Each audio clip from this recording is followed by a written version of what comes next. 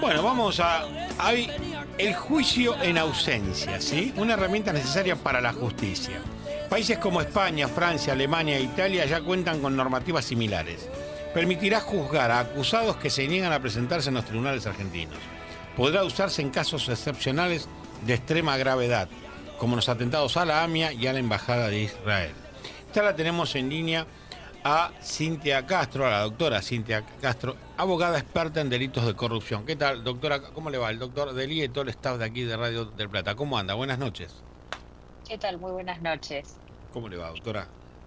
Muy bien, ¿y usted? Bien, bien. La verdad que Bueno, es un tema que hay tela y para cortar, ¿no? El juicio en ausencia, ¿no? Una herramienta que presuntamente para determinados casos excepcionales dice que va a ser buena. ¿Coincide usted con eso?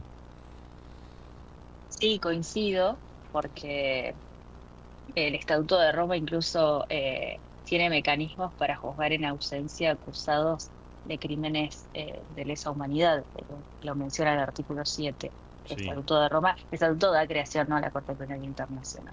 sí, sí. Eh, entonces, sí, coincido que para delitos graves, que está relacionado justamente con los delitos que se han determinado en el Estatuto de Roma, sería importante porque afecta a la humanidad, no solamente afecta a una sociedad entera o un país determinado, sino también se extiende, porque no dejan de ser delitos transnacionales.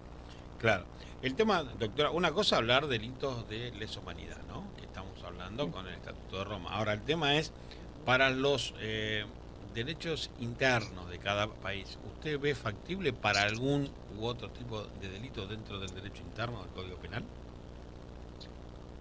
Bueno, existe resistencia, porque nosotros, a ver, en nuestro país, en el derecho penal ordinario, los principios constitucionales del debido proceso y la defensa en juicio, que tenemos en el artículo 18, y también en los tratados internacionales de derechos humanos, eh, van en contra del juicio en ausencia. Justamente Entonces, más allá, yo le digo, doctora, sí. porque yo, a ver, yo ejerzo la profesión, soy penalista, y en muchos juicios, cuando de repente, es decir, falta algún imputado, son varios imputados, y falta alguno, ¿no es cierto?, quieren hacer la representación, y yo me opongo frente a algunos magistrados que tienen esta idea de querer hacerse el juicio igual cuando de un ejemplo de 7 imputados hay 6.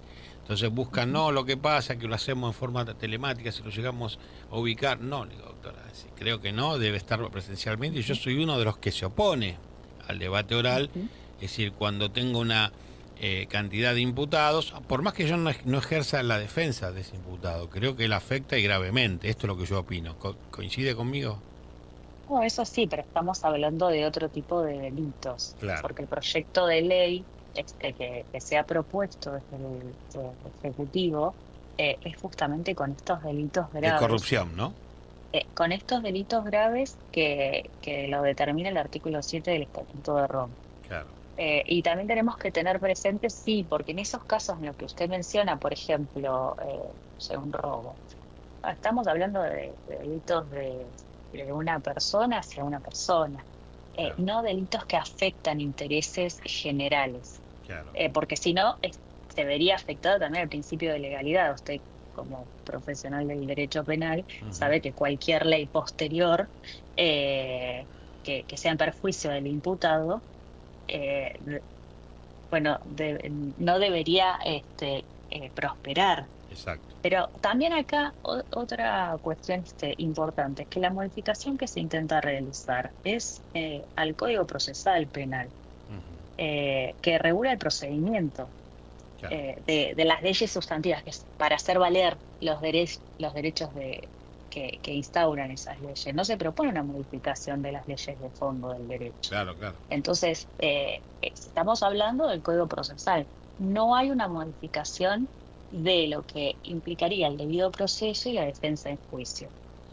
¿Por qué? Porque para que esto prospere, para que el juicio en ausencia prospere según el proyecto de ley, el acusado no se debe presentar ni debe responder durante 4 meses que se hayan hecho intentos durante ese periodo, y es más, tiene la posibilidad de presentarse posteriormente y de manera justificada solicitar un nuevo juicio.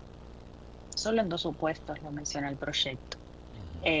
Pero bueno, no deja, a ver, no se le priva bajo ningún punto de vista, si se presenta en juicio, el hecho de que va a ser escuchado. Y si ha existido una condena y se presenta y puede justificar de que no tenía, por ejemplo, conocimiento del proceso o que no pudo concurrir por una gravedad o un impedimento realmente grave, se realizará un nuevo juicio, pero solamente en delitos graves. Por ejemplo, que una de las cuestiones que se menciona es el juicio de AMIA. Usted sabe que AMIA es de las causas monstruosas en Argentina más corruptas.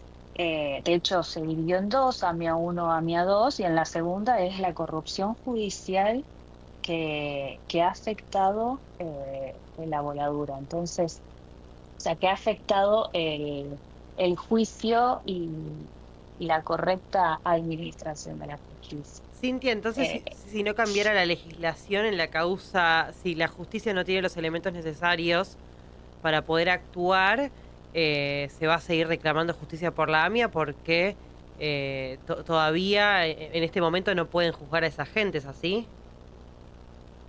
Claro, el problema actual es la impunidad en la causa, porque no existe cooperación internacional, por ejemplo, porque los principales acusados, como exfuncionarios iraníes, están prófugos y están protegidos por el gobierno de Irán y se niegan a extraditarlos a Argentina. Y más allá de que Interpol ha emitido alertas rojas contra los sospechosos, Irán los sigue protegiendo y no reconoce a la jurisdicción argentina como si estuviera habilitada para poder enjuiciarlo. Y otra cuestión también que tenemos que mencionar es la demora y de alguna forma también la ineficacia del proceso. Estamos a 30 años sin una condena firme debido justamente a esto, a la corrupción que ha existido dentro del Poder Judicial. Todos los impedimentos que el mismo Estado, a través de sus poderes, ha generado para que no existiera justicia. Entonces, si bien la justicia argentina, de la justicia argentina, no depende la captura de los imputados para poder juzgarlo, el proceso sigue estancado. Y sigue estancado y crece aún más la frustración de las víctimas y de la sociedad, porque todos estamos esperando justicia. Y los familiares de las víctimas no la obtienen, y nosotros decimos, bueno, es la impunidad normalizada que existe en Argentina. Por eso es beneficioso en este caso que pueda avanzar este proyecto, a mi entender, porque se permitiría juzgar y condenar a los responsables sin esperar el permiso, o sea, que Irán habilite a los imputados a ser juzgados. Y de esa forma, bueno, que los condenen como responsables y así que no se espere la extradición para ello. Claro.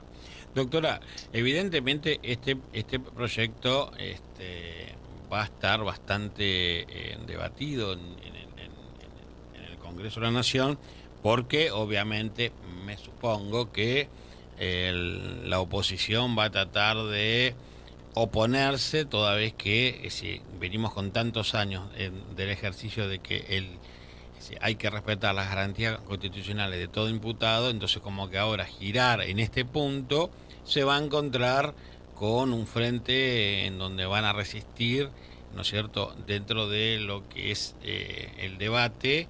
¿Y qué espera el gobierno de este proyecto cuando vaya el debate al recinto? Bueno, nosotros tenemos incorporado en nuestra legislación interna el Estatuto de Roma. En la Corte Penal Internacional se juzgan delitos, o sea, crímenes de lesa humanidad en ausencia de los acusados. Entonces, hay que ver cuáles son los argumentos porque si nosotros somos firmantes de eso, Sí. de alguna forma estamos, a ver, dándole el visto bueno a que esas actuaciones son posibles. Entonces hay que ver cuáles son los fundamentos, porque no estamos hablando de crímenes cualquiera, estamos hablando de crímenes grandes que afectan Claro. a la sociedad. Y eso también hay que diferenciarlo, porque a nadie le gustaría que cometió un delito, es un imputado por un robo, por cualquier otra cosa, ser juzgado y ni se enteró que era juzgado, Exacto. porque tenemos garantías. Pero ¿qué sucede en esto donde hay un país entero protegiendo a los imputados y hay toda una sociedad y todo un país que ha reclamado por todas las vías diplomáticas que se presenten para ser juzgados? Y que hace 30 años nos están burlando.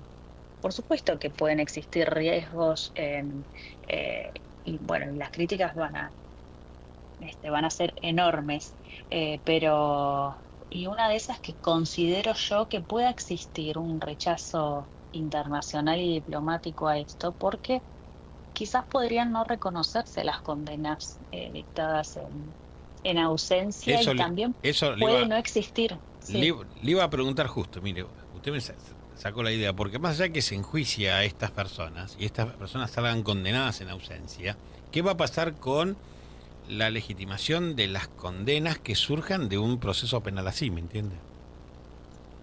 Y mire, no habría una ejecución real de la pena, porque, a ver, salvo que fueran capturados y se los trae acá, pero no habría una ejecución real de la pena, ese es un riesgo. Y el rechazo internacional también sería grande por esto, porque no se reconocería el proceso que se llevó adelante y por lo tanto podría no colaborar con la detención en esos países que no reconocen. Exacto. Y bueno, eso considero como que pueden llegar a ser los mayores riesgos. Exactamente. Doctora, un placer escucharla. Gracias por atendernos. Y bueno, la vamos a volver a llamar porque esto, como va a entrar al recinto, va a estar al debate. Y qué mejor escucharla a usted, que tiene muy en claro este proyecto y de lo que suceda en el futuro con este proyecto de ley. Le mando un abrazo grande, doctora. Bueno, doctor, muchas gracias, muy amable. Hasta luego, buenas noches. La doctora Cintia Castro, abogada experta en delito de corrupción, nos explicó el proyecto de juicio en ausencia. Te digo, no está mal la idea. Yo tengo un poquito de premura, ¿sabes en qué? En los efectos de la misma.